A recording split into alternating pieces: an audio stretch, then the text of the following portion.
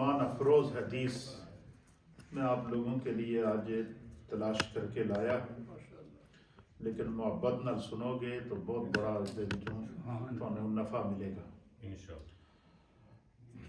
آپ لوگ جو ہر منڈے کو درس کے اندر بیٹھتے ہیں اور ہم سب کی نیت یہ ہوتی ہے، ایک تو ہم خدا کا ذکر کر لیں گے، دوسرا ہم دین کا کوئی نہ کوئی پیغام جو قرآن و حدیث میں اللہ اور اس کے رسول کی طرف سے اہل ایمان کی اصلاح اور رشد و ہدایت کے لیے رکھا گیا ہے، ہم اس کو سنیں گے۔ اور جو لوگ اس نیت سے کسی دینی مجلس کے اندر، کسی علمی مجلس کے اندر، کسی روحانی مجلس کے اندر بیٹھتے ہیں، اللہ اور اس کے رسول کے ہاں ان کا کتنا بڑا مقام ہے، اس کے لیے میں نے آج آپ تمام دوستوں کے لیے صحیح مسلم کی ایک حدیث پاک کا انتخاب کیا ہے۔ مختصر حدیث ہے، حدیث مختصر ہے لیکن اپنے اندر بخشش، کرم اور رحمت کا بہت بڑا سمندر لیے ہوئے۔ وعن ابی ہریرہ رضی اللہ تعالی عنہ، حضرت سیدنا ابو ہریرہ رضی اللہ تعالی عنہ اس حدیث کے راوی ہیں۔ آپ فرماتے ہیں کہ قال رسول اللہ صلی اللہ تعالی علیہ وآلہ وسلم، کہ اللہ کے پیارے حبیب لبیب نبی رحمت صلی اللہ تعالی علیہ وآلہ وسلم نے ارشاد فرمایا، حضور نے فرمایا کہ من سلک طریقا یلتمس فیہ علما سہل اللہ لہ بہ طریقا الی الجنہ۔ اللہ اکبر۔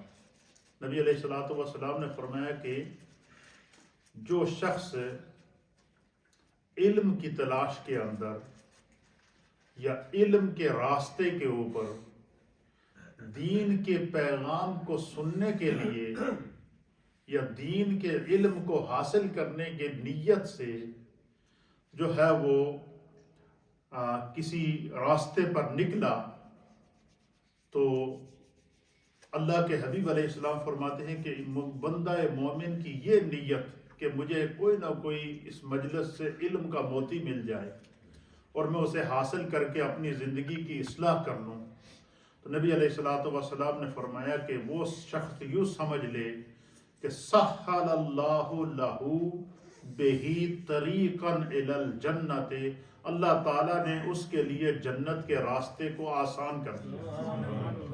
سہل یسہل، سہل کا معنی آسانی پیدا کرنا۔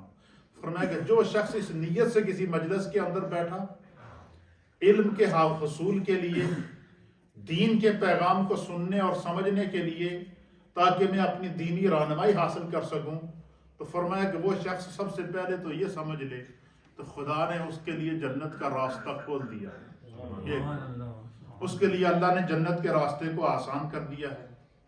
پھر نبی علیہ السلام نے فرمایا کہ یاد رکھو وَمَجْتَمَعَ قَوْمًا فِي بَيْتٍ مِّن بَيُوتِ اللَّهِ، کہ حضور نے فرمایا کہ جو قوم اللہ کے گھروں میں سے کسی گھر کے اندر جمع ہوئی اس نیت سے کہ مثلا آپ نے اعلان کیا نا کہ ہمارے منڈے کو درس ہوتا ہے، تو آپ تمام دوست اپنی ساری مصروفیات چھوڑ کر بیٹھ گئے نا درس میں، اس نیت سے بیٹھیں گے ہم خدا کا ذکر بھی کریں گے اور اللہ کا دین بھی سنیں گے۔ تو نبی علیہ السلام نے فرمایا کہ وَمَجْتَمَعَ قَوْمٌ فِي بَيْتٍ مِّن بُيُوتِ اللَّهِ، جو لوگ اللہ کے گھر میں اللہ کے دین کو سننے کے لیے جمع ہوئے اس نیت کے ساتھ کہ ہم وہاں ذکر بھی کریں گے اور دین کا علم بھی حاصل کریں گے اور قرآن کی تلاوت بھی سنیں گے، وَيَتْلُونَ کتاب اللہ، اللہ کی کتاب کی تلاوت بھی سنیں گے، وَيَتَدَارَسُونَهُ بَيْنَهُمْ، اور وہاں پر جو درس دیا جائے گا ہم اس درس کو بھی سنیں گے۔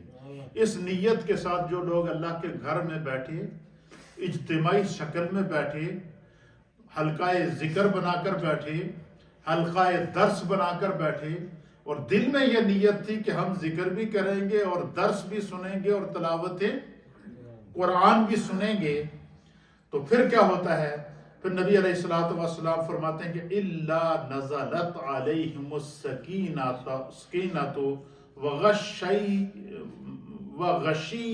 وغشیتہم الرحمہ. حضور نے فرمایا کہ ان لوگوں پر سب سے پہلی اللہ تعالیٰ ان پر سکینہ، سکون نازل کرتا ہے.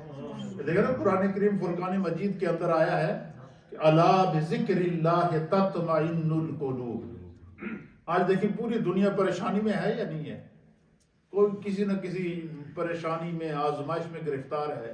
لیکن اللہ نے فرمایا کہ الا بذکر اللہ تطمئن القلوب، کہ جو لوگ اللہ کے ذکر کے لیے جو ہے وہ اپنی زبانوں کو تر رکھتے ہیں، خدا ان کو اطمینان قلب عطا فرماتا ہے، اللہ انہیں سکون قلب عطا فرماتا ہے. تو اس حدیث میں فرمایا، نبی علیہ السلام نے فرمایا اس حدیث میں پہلی بات کیا فرمائی کہ جس نے علم حاصل کرنے کے لیے کوئی راستہ اختیار کیا یا نیت کی تو اللہ تعالیٰ اس کے لیے جنت کا راستہ آسان کر دیتا ہے. گویا کہ وہ اس شعراء پر چل پڑتا ہے جو راستہ سیدھا اس کو جنت میں لے جاتا ہے. اور اسی راستے کو صراط مستقیم کہتے ہیں. اسی راستے کو کیا کہتے ہیں؟ صراط مستقیم. یہ پہلا علم کی مجلس میں بیٹھنے کا پہلا انعام کیا ہے کہ خدا جنت کے راستے پر اور اہل علم کو اور علم کا ذوق رکھنے والوں کو اللہ جنت کے راستے پر ڈال دیتا ہے. اور دوسرا کیا ہے؟ فرمایا کہ جو لوگ اللہ کے گھر کے اندر جمع ہوئے اس نیت کے ساتھ کہ ہم تلاوت قرآن سنیں گے، اللہ کا درس سنیں گے اور دین سیکھیں گے، تو ان پر کیا ہوگا؟ نزلت علیہم السکینہ، تو اللہ تعالیٰ ان پر رحمت کا سکون نازل فرماتا ہے، سکینہ نازل کرتا ہے. وغشیتہم الرحمہ، اللہ کی رحمت ان کو گھیر لیتی ہے. اللہ کی رحمت کیا کر لیتی ہے ان کو؟ اللہ کی رحمت ان کو گھیر لیتی ہے. اور پھر کیا ہوتا ہے؟ فرمایا کہ وَحَفَّتْهُمُ الْمَلَائِكَةُ وَذَكَرَهُمُ اللَّهُ فِي مَنْ عِنْدَهُ. کہتے ہیں کہ اللہ کی رحمت ان کو ڈھانپ لیتی ہے اور فرشتے ان کو گھیر لیتے ہیں. کیا کرتے ہیں؟ جس طرح کہ میں نے 2 دن پہلے آپ کو درس میں 2 ہفتے پہلے درس میں بتایا تھا کہ اللہ تعالیٰ نے کچھ فرشتوں کی ڈیوٹی لگائی ہوئی ہے جو ذکر والوں کو تلاش کرتے ہیں. تو نبی علیہ السلام نے فرمایا کہ جو شخص علم کی مجلس میں بیٹھتا ہے، ذکر کی مجلس کے اندر بیٹھتا ہے، اللہ کے گھر میں اجتماعی طور پر بیٹھتا ہے، تو پھر کیا ہوتا ہے؟ فرمایا خدا کی رحمت ان کو گھیر لیتی ہے اور فرشتے ان کو گھیر لیتے ہیں، اور ان کا ذکر اللہ تعالیٰ اپنی مخلوق، اللہ تعالیٰ اپنے پاس فرشتوں میں ان کا ذکر کرتا ہے. یعنی جو لوگ دنیا میں خدا کا ذکر کرتے ہیں اجتماعی طور پر، اللہ تعالیٰ فرشتوں کے ذریعے ان کا کیا کرتا ہے؟ ذکر کرتا ہے، فرشتوں میں ان کا ذکر کرتا ہے. اور پھر کیا ہوتا ہے؟ جب اللہ ان کے لیے فرشتوں میں ان کا ذکر کرتا ہے تو پھر فرمایا کہ جس کا عمل سست ہو اور وہ آگے بڑھتا ہے، کوشش کرتا ہے، تو فرمایا کہ اللہ تعالیٰ اس کا اس خاندان کا اچھا ہونا اس کے لیے اس کے نصیب میں لکھ دیتا ہے، اور اس انسان کو اللہ تعالیٰ اس کے لیے نجات کا سامان پیدا کر دیتا ہے. کیا مطلب؟ یعنی یہ جو مجلس ذکر ہیں یہ نجات کا ذریعہ ہیں، یہ جنت کا راستہ ہیں، یہ گناہوں کی بخشش کا ذریعہ ہیں، یہ دلوں کی سختی کو دور کرتی ہیں، یہ دلوں کی سختی کو دور کر کے دلوں کے اندر جو ہے وہ ہدایت کا نور اور تقوی کا نور پیدا کرتی ہیں. تو ان آیات اس حدیث میں پیغام کیا دیا گیا؟ پیغام یہ دیا گیا کہ اگر ہم چاہیں کہ ہم جنت کے راستے پر جائیں تو جہاں بھی کوئی اہل علم کی مجلس ہو اس میں کچھ تھوڑی دیر ضرور بیٹھ جایا کریں. جہاں بھی ذکر کی مجلس ہو اس میں کچھ نہ کچھ اپنا حصہ ضرور ملا لیا کریں. جہاں پر بھی دینی مجلس ہو وہاں پر خدا کی رحمت کا نزول ہوتا ہے اور اللہ کی رحمت اور اس کے فرشتے ان کو گھیر لیتے ہیں. پھر اسی طریقے سے نبی علیہ السلام نے فرمایا اذا جلسوا کان حدیثہم یعنی الفقہ.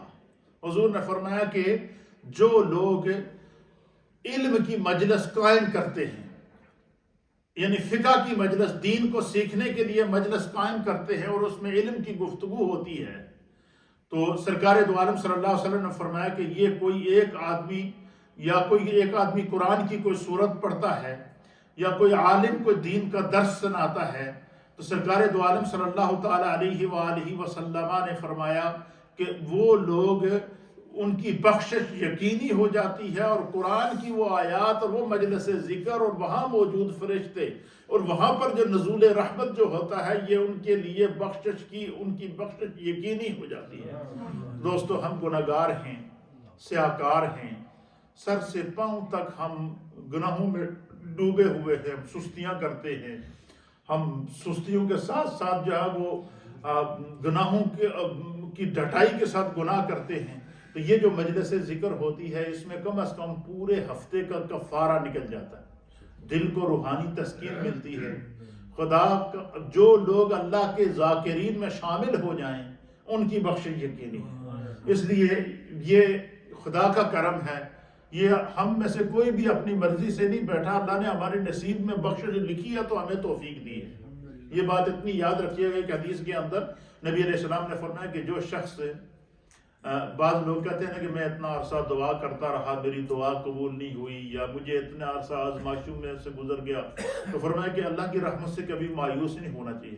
حضور نے فرمایا کہ ایک بات یاد رکھیے گا کہ جس شخص کو اللہ شکر کی توفیق دے، جس شخص کو اللہ شکر کی توفیق دے، حضور نے فرمایا اس کے لیے خوشخبری ہے کہ خدا اس کو اپنی نعمتیں عطا فرمائے گا۔ کیوں؟ کہ اللہ کا فیصلہ ہے لَإِن شَكَرْتُمْ لَأَزِيدَنَّكُمْ، اگر تم شکر کرو گے تو میں اپنی نعمتوں میں کیا کروں گا؟ اضافہ کروں گا۔ پھر سرکار دو عالم صلی اللہ علیہ وسلم نے فرمایا کہ جس شخص کو اللہ استغفار کی توفیق دے، یعنی جو شخص اپنے گناہوں کو یاد کر کے اپنے گناہوں کی معافی مانگتا ہے، اپنے گناہوں سے توبہ کرتا ہے، اپنے گناہوں کی استغفار کرتا ہے، فرمایا جس شخص کی زبان پر کلمہ استغفار جاری ہو گیا، سرکار نے فرمایا میں مصطفیٰ اسے خوشخبری دیتا ہوں کہ اس کی بخشش یقینی ہے۔ کیوں؟ اللہ نے قرآن میں فرمایا کہ استغفروا ربکم انہ کان غفارا، فرمایا تم اپنے رب سے جب بھی استغفار کرو گے اللہ کو توبہ قبول کرنے والا، معاف کرنے والا پاؤ گے۔ اسی طریقے سے سرکار دو عالم صلی اللہ تعالیٰ علیہ وآلہ وسلم نے فرمایا کہ جس شخص کو اللہ تعالیٰ ذکر کی توفیق عطا فرمائے وہ سمجھ لے کہ اللہ تعالیٰ کو اس کی ادا پسند ہے، خدا چاہتا ہے کہ میرے اس بندے کا ذکر میں کروں۔ اس کا مطلب ہے اس بندے کا سجدہ اللہ کو پسند آیا، اس کی نماز اللہ کو پسند آئی، اس کی تلاوت قرآن اللہ کو پسند آئی۔ اس لیے میرے دوستو، ہماری زندگیوں کا کوئی پتہ نہیں کہاں پر چراغ گل ہوتا ہے۔ تو جب ایسی مجلس، آپ خوش قسمت لوگ ہیں، میں آپ کو بتاؤں ہماری بہت ساری مساجد کے اندر بالکل ویرانی ہے، لیکن کم از کم ہفتے میں ایک دن ہم بیٹھ کر اللہ کا ذکر اجتماعی طور پر کرتے ہیں نا، یہ بہت بڑی سعادت کی بات ہے۔ اس مجلس کو جب تک ہماری سانس ہے، جب تک اللہ تعالیٰ نے توفیق دی ہے، اگر کسی کی کوئی مجبوری نہ ہو تو چاہے ایک لمحے کے لیے بیٹھیں، ضرور بیٹھا کریں، کیا پتہ یہی ہماری بخشش کا ذریعہ بن جائے۔ اللہ آپ سب کا بیٹھنا اپنی بارگاہ میں قبول و منظور فرمائے۔